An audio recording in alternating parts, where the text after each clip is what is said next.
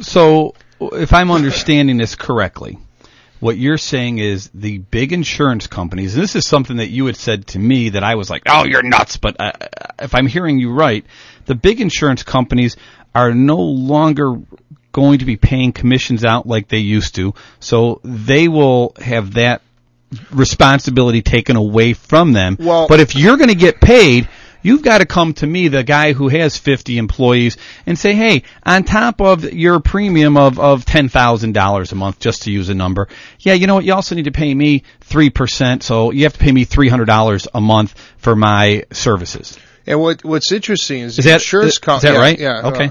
And you know what? The insurance companies want you to get an agreement with the client, and they're going to pay you. So they're going to bill the client separately, and they're going to pay you. I'm just going to say to my clients, just pay me. I don't want to wait for the insurance company to pay me. Why do I want an insurance company to pay me? So once again, what they're going to do, if I'm understanding you correctly, is the big insurance companies are going to be, in a way, almost getting a break, because they're going to get the same premium without having to pay out the commission. And then the small business is going to have to pay the normal premium plus some juice in order to get it. Is that? Well, because of this health care bill effective January 1st, what happens now, every dollar, 85 cents on a dollar, has to go for medical care. So they can only use 15% to administer a plan. Now, that may sound like a good deal, and again, you know how I feel about insurance companies. May sound like a good deal, but 15%, insurance companies do a lot of things. They do case management, they do medical reviews, they do contracting with doctors and hospitals, they do marketing. So really what they're basically trying to do is they're going to put everybody into an exchange. Everybody's going to be forced, employers are going to be forced to go into buy insurance from the state, basically. Because what they're going to do is they're going to make it impossible for a small business owner. Not impossible. They're going to make it impossible for an insurance company. Yeah, they're going to make it cost ineffective to not be in the exchange. It's exactly what they're going to do. They're going to put you in the exchange. It's going to go into a system of Medicare, and then the next move probably will be to cut the doctor's fees. Yeah, and this goes back to while before, I believe it was even before Barack Obama was running to be president. Maybe it was at the very beginning. He said, I believe in a single payer system. What we'll have to do, though, is get control of both the House and the Senate, and we'll have to gradually phase it in. And I think they put the machinery in place to go to that. And once again, I personally don't believe in single payer. But I just wish this administration would have stepped out and flat out said, listen, what we're doing with this bill is we're generating what will in time become a single payer system because we believe that is what is best for everyone, rather than saying that's not what they're doing, when it's in effect what they're doing. I don't have a problem with the president believing that that's what's best, if he believes that's what's best. Mm-hmm. But why doesn't he just come out and say it? And rather than this dog and pony show of, no, that's not what we're doing. You can keep your doctor if you want. You can just come out and say what you're doing and let the people decide based upon that. Well, they don't want to do that. But here it goes back to this king of Saudi Arabia, whatever. He's not in France. He's not in Cuba. He's here. And what's going to happen is when you have the government take over the health care, the reimbursement cycle. So when you start paying the doctors 50 cents or 40 cents on the dollar, what Medicaid pays now, who's going to want to be a doctor? Nobody's going to want to be a doctor. I have a very good friend of mine who's a very good doctor, emergency room doctor. He studied at Cook County Hospital, and he's telling his kids now, don't be a doctor. Don't be a doctor. So people are not going to go into the medical profession because at some point the government's going to tell a doctor how much money they can make. I can't believe that there are not more people taking this to court. It just absolutely shocks me that there isn't, the government can't tell you what kind of profits you're going to make. They can't put caps on it. Well, they apparently are. And, and I think the end result is, and I wouldn't tell people not to become doctors, but nurses? Nurses is fine. Healthcare professionals. Well, but just you have to understand that you will no longer be in a position to have the option to be self-employed as a doctor. You know what? I'll give you a perfect example. Nursing homes. Have you ever known anybody who's been in a nursing home or anybody who works at a nursing home? Yeah. A lot of nursing homes are forced to take Medicaid reimbursement from and you know what? The nursing homes are always looking how to cut. They want to cut healthcare professionals. Years ago, they used to have RNs. They used to have licensed medical practitioners.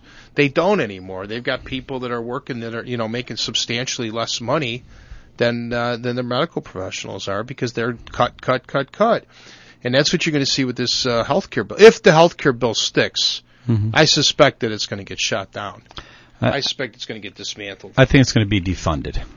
You think it'll be defunded? You don't think they're going to come to a point where they're going to rearrange it? Well, I think the House of Representatives... Even the president mentioned that he would be willing to improve the existing the health care, his Obamacare, because to take out the unpopular provisions and keep in the popular provisions. Then there will be 4 pages left. Well, there should be. I would say 10 pages. And I'm going to tell you, that brings me to something that I was listening to Rush on the way over here. Rush who? Rush Limbaugh. How do you spell that? R-U-S-H, Limbaugh, L-I-M-B-A-U-G-H. But they were talking... It's always a hospital system with you, isn't it? They were talking about this idea of compromise versus common ground. And what they said is when you talk about compromise, what you're really talking about is Paul has 50 really bad ideas that are his pet projects, and Tim has 50 really bad ideas that are his pet projects. And what compromise means, Tim, I'll vote for your garbage if you vote for mine. And what we can't have in this healthcare right now is compromise going, all right, President, if you allow us to sell across state lines, we'll let you keep this garbagey part of your healthcare plan in place. We can't have compromise. The Republicans are already thinking about doing that. We can't do that. The Republicans are already thinking they're going to keep the popular provisions on the existing healthcare. But if it's a matter of common ground, where, hey, you know what, Mr. President, these 10 things we agree with. Mm-hmm. These are good. The other 90, get rid of it. And we're not compromising. These are the 10 things we agree with. But you know what's not in there? Selling across state lines and tort reform are not on there. And those are 2 things that are the cornerstone of what Republicans want to do. Or what conservatives want to do. And that includes a lot of Democrats who are moderate. They want that as well. Because they you're talking about the malpractice insurance? Is that what we're talking about? Tort reform, and it can take... That was big before this healthcare was... And it can take many forms. The form I like is I believe there needs to be an independent panel that is made up of people across the industry, that before you're allowed to file the lawsuit, you have to present the evidence, and then can we move forward or not? I'm not talking about putting caps on how much someone can get. I'm not talking about that. But I'm talking about the frivolous lawsuit that gets brought against the doctor, the hospital, that, okay, you know what, we're going to give you $50,000 to make you go away because it's going to cost me $250 to fight you. That's what I'd like to get rid of. The real cases, bring them on, put them in front of a board, let that board make a decision, and make that a binding decision. But you know what happens too a lot of times is these doctors, and I have a relative that we just discovered recently that had been disciplined for some pretty nasty things, and it's on the website, and they don't lose their license, so doctors don't even lose their licenses when they do commit grievous, malpractice, serious offenses. It seems like the only ones that do are the ones that are publicly humiliated. Yeah. Then they go to another. They still go to another state. Yeah. We have a friend of ours that goes to another state. He lives in another state now. He got in all kinds of trouble out here in this area out here, all over the newspapers. You go Google his name. The guy did some pretty nasty things.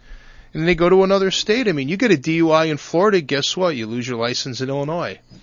But with doctors, their lobby is so strong. So when you talk about tort reform, maybe you don't necessarily want to go after awards, but you know what? If you're a bad doctor, you should lose your license. Yeah. You shouldn't be able to practice medicine anymore. Or practice in Cuba. Yeah. Practice in Cuba. Cuba's very good. There's a difference between a guy who practiced medicine and makes a mistake and a guy who comes into an operating room drunk. Doctors are only human. A guy cuts off your left leg when he was clearly supposed to cut off your right leg. That's obviously a grievous mistake. That's what I think about when I think about tort reform. It's funny you bring up the leg things. My daughter had knee surgery, maybe a year or so ago. So she took a big marker and wrote on her leg, this one. Yeah. And on the other one she wrote, not this one. Right. That's really not that far out there. She went to make sure by the way, the right state legislation shot down the pot thing. Okay. So that was kicked out of the legislation. That wasn't done. I got to tell you, I bet you the alcohol lobby, the Wirtz family, and all the other people were down there lobbying against this. So I didn't want to make that a big subject. Yeah. But back to the healthcare issue, you got the king of who's renting out a hospital in New York because he wants to be here. Mm-hmm. He doesn't want to go over there. I mean, this guy could have easily flown the surgical team.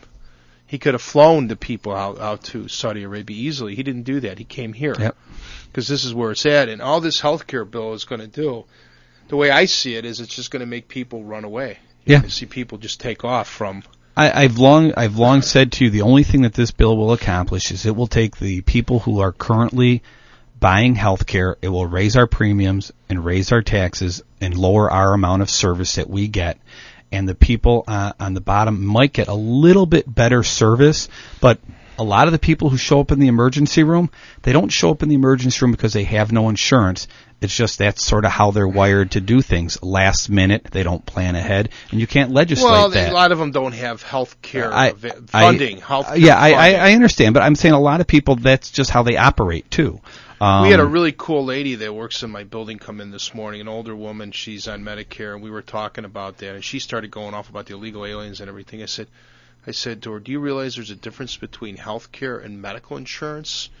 And she went, I really never really thought about that. She goes, you got a really good point there. We have, in Senator Rauschenberger, when he was here, he said everybody has access to health care. They just don't have access to health care choices. Right. That's big. True. Real quick, I wanted to shift gears just real quick.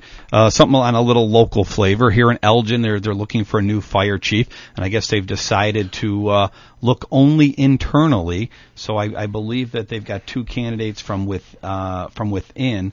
I guess it's, let's see, it says here Assistant Chief Mike Baker is looking to get that. And I don't see the other. Oh, and Battalion Chief Terry Bruce. Oh, excuse me. Battalion Chief Terry Bruce and Captain John Fahey have submitted. No, just letting the people of Elgin know. Another political thing that happened for my U.S. House Representative, where I live in Bartlett, Peter Roscom was made the Chief Republican Whip. Chief Deputy Whip for the Republican Whip Kevin McCarthy. So he's taken a step up, which is if you've ever seen Peter speak or been around him, he is as regular of a guy as you're going to get in the House. Super guy. He's out of Wheaton. He took over for Henry Hyde, right? Yeah.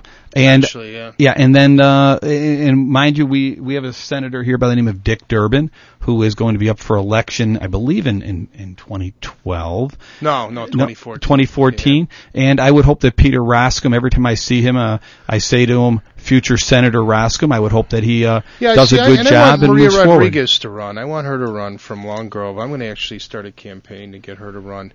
More important, though, you're going to be gone now, right? I'm going to be gone for the next 2 weeks. So everybody knows it's his birthday next Tuesday. Yes. So I forgot to bring him a birthday cake. So. Now you can drink. So legally. Yeah. So we can decriminalize. His birthday happens to be the Pearl Harbor Day. Yes, December 7th. Go figure how that kind of all ties in everything. All I know is my mother would say, the second big disaster in this country every time it was my birthday. She put the cake out there, then she'd start bombing it. But this is what happened on your birthday. So happy birthday! Thank you. Can we sing happy birthday, or do you want us to call you in France? I can call. Will you be on the plane? I think my flight leaves at 2:30, so I will be on the plane. It just as the show is starting. Yeah. So. Well, if you go down to O'Hare, you'll be delayed an hour anyway. If I am delayed, I will call in and all that. Okay. But, everybody will miss you. Next week we got Joel Brodsky on. And who is Joel Brodsky? For those who don't know, he's an attorney. For who? Well, we don't want to. Do we want to talk? Yes. About Drew Peterson's attorney. Drew Peterson's He's coming attorney. live in the studio. We're going to talk a little bit about Drew and American rights and due process and how that's all been violated. I really wish I was there for that because I'd be violate them. Yeah. Paul wants to just drown them all, kind of put them in gunny sacks and. If I knew exactly what a gunny sack was, I'd probably agree. But since I don't, I can't. Anyway, what you used to do with the kittens when you were a kid, remember? I don't like cats, though. Happy birthday to you. Happy birthday to Paul. Happy birthday, dear me. Paul. All right, everybody. All right, everybody. See you next week. I'll see you in a couple of weeks, Tim. Have fun. Bye. Bye.